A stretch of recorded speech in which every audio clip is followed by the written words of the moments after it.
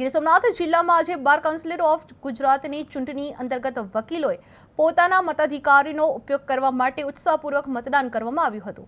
વેરાવળ સહિત જિલ્લાના વિવિધ કોર્ટોમાં સવારે 10:30 વાગ્યાથી સાંજે 4:30 વાગ્યા સુધી મતદાન પ્રક્રિયા હાથ ધરવામાં આવી હતી, જ્યાં સમગ્ર ગુજરાતમાંથી 23 ઉમેદવારોની પસંદગી માટે બાર એસોસિએશનના નોંધાયેલા એડવોકેટ્સ મતદાન કરી રહ્યા હતા।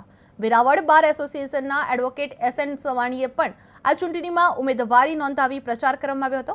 અંદાજિત 750 જેટલા વકીલો પોતાના મતાધિકારનો ઉપયોગ કરવામાં આવ્યો હતો।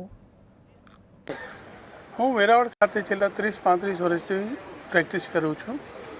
હાલમાં વેરાવળ કોર્ટ પરિસરમાં બાર કાઉન્સિલ ઓફ ગુજરાત કારોબારી માટેનું ઇલેક્શન ચાલુ છે, જેમાં 400 વકીલો ઉમેદવાર મતદારો છે નોંધાયેલા છે, જેમાં વેરાવળ ખાતે પ્રથમ વખત મિસ્ટર એસ.એન. સવાણી સાહેબે નોંધણી કરાવેલી છે, ઉમેદવારી નોંધાવેલી છે, જેનું પૂર્વ મતદાન થઈ રહેલું છે।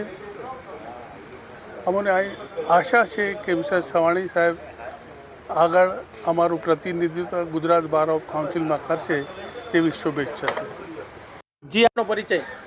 હું વેરાવળ ખાતે છેલ્લા 30-35 વર્ષથી પ્રેક્ટિસ કરું છું।